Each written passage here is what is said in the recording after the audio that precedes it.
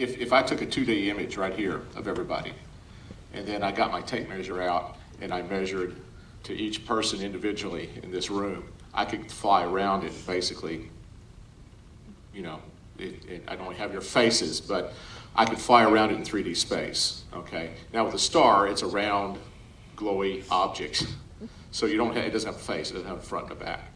So you can fly around that and still have the same data pretty much. So that's why you can take a 2D image and make that measurement and convert it to 3D.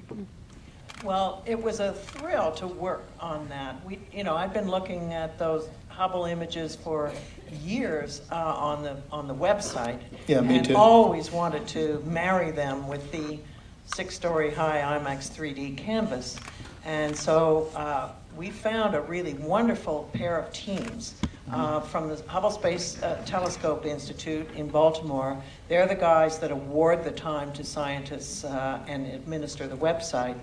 And also the University of Illinois Supercomputing Center has another team led by Donna Cox. And so we formed a little triangle and planned these 2 long fly-through sequences. And that's all real data. There is not any special effects in there. That's all huge Hubble data set that you're seeing. The first one, Orion, do you remember how many pixels across it is? It's bazillions of pixels across the data set. So what you do is you go down to the University of Illinois. I never saw the banks of billions of computers, but they have a software program called Verdure, maybe some of you have heard of it, which is Virtual Director. And it basically lets you fly through this data. In other words, you can pick a keyframe where you want to start your flight, and then you can say, well, I want to go over here next. Let's see what that looks like, and you establish another frame. And the software interpolates the path, but it's all through the real data. And the reason we can see into Orion is, as Leonardo, be still my heart, said, that the stellar winds blew the side off the nebula. So fortunately for Hubble, can see right in there and everything that's going on. So basically, that's the way that works.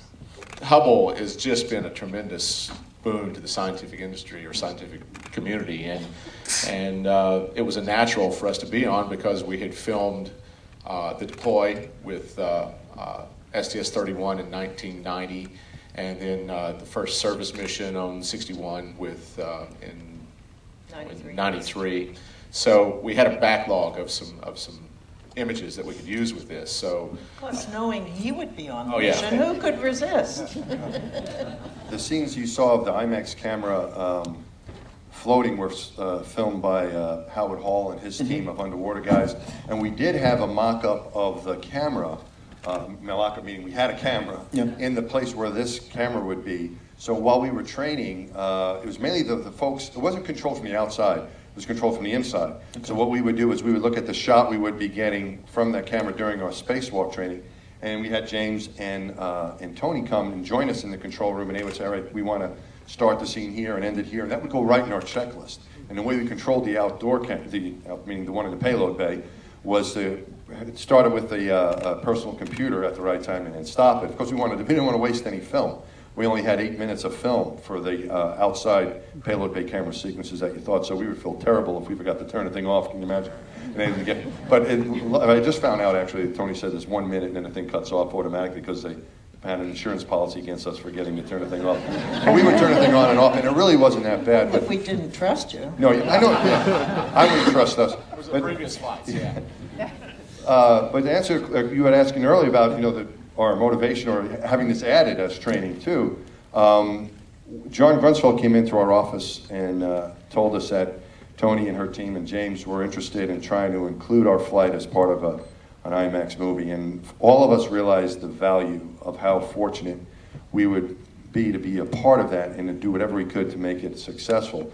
And the only sad thing I would say about traveling into space is when you see some of the things we see. When I see the Earth in its entirety, and it looks like heaven is the way I describe it. It is perfection. And when you see that and the chill goes through your body of what you're seeing, or you see thunderstorms over Australia at night, or you see whatever it is that the stars, whatever it is that we're seeing, and it's so beautiful. The frustrating thing is that I don't have my wife and my children, my friends, and all of you here with me watching it. You know, and it's like, how do I describe this? How do I tell them about this? And you can take pictures and movies and try to write stuff down, but nothing describes it like this movie does. Yeah. And we knew that that was a possibility, that we would be given the opportunity to be able to share with everybody the beauty that we see. In addition to the story and the education, of course, but for me it was just the sheer experience of going, that I knew if we did a good job like they were going to train us to do, that we have something like this where people could all enjoy the experience we're lucky enough to have. The cameras, the 3D cameras we fly in space were purpose-built for spaceflight. And one of the first things we decided was to take any interocular changes out and take any convergence changes out. So the lenses are parallel at a fixed interocular.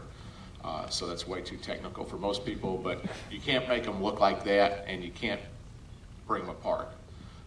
So that takes a big load of the calculations out for the crew, and you can play around with the depth a little bit, but it keeps it within a comfortable range for most people. And so that was the whole plan, was just to keep it as simple as possible. I mean, these guys got enough to do without having to worry about convergence and all that stuff. And so yeah. Well, the hard part is getting selected, and it's still many more people would like to go than there are available spots. And I think one of the legacies of the shuttle will be is that it was able to fly 7 people at a time, multiple times during a year. I mean, what we're looking at now is just a couple people a year. So the numbers in the traditional astronaut corps are going to drop from what we've had. I think that it'll go up again, hopefully, someday. I think there's going to be more opportunities for civilian, if you want to call it, non-NASA astronauts to fly with some of the commercial vehicles, hopefully. So maybe the total number, hopefully, will increase. But it is very difficult to be selected, but I figured that if I didn't try, it would never happen anyway. And I want to, you say brilliant, it's very flattering, but the truth is that we all really love what we do, and teamwork is very important as well. It's not the smartest people. There are a bazillion smarter people than I am. I don't know why I got selected. I think I personally was a clerical error. There was there's another astronaut named Rick Mastracchio. I think they thought he was me or I was him, and they weren't sure, so they figured they'd take the both of us. But we're just all very, very fortunate. And it's not necessarily that we're really just what I'm trying to say is we're just regular knuckleheads, monkeys, is actually a reasonable explanation. We're just very fortunate people to get a chance to do this. Once you're selected, though, they start pumping money into training you, and it's very expensive. We train in high-performance jets and simulators, and they teach us all kinds of stuff. So they want to get the money back out of you. So once you make it through the training program, which just about everybody does once you're selected, they try to make sure that they do a good job in selection, and in some cases, too bad, too late, you have to be stuck with us anyway. And we all, just about everyone gets a chance to fly. So there's only a few people, and it's mainly for a medical reason. If they develop some kind of medical condition that prohibits them from going into space. And that has happened, unfortunately, a few times to people. But other than that, it's generally, if you do your job, don't get in too much trouble, and stay healthy, you're going to go. Mike just told me today, actually, that he did not get selected the first time he applied. And I think that's really an interesting thing, because it tells you that perseverance also counts. Because you may not win the first round. My first year I applied, not just a letter saying sorry. And then 2 years later, I think I got the same letter. They changed the date, no. And then 2 years after that, I applied again, got an interview, so they got to know me. And then they said no. Then I applied again. One interesting thing was, in between first and second interview, there was a guy who interviewed as well. I went to teach at Georgia Tech as a professor, and there was another guy that had interviewed in that same group that I did. And I won't tell you the guy's name. But he was I go, so you're going to apply again? He goes, nah, I tried it once. I went through the whole interview, and I don't want to have to go through it again. I figured they didn't want me.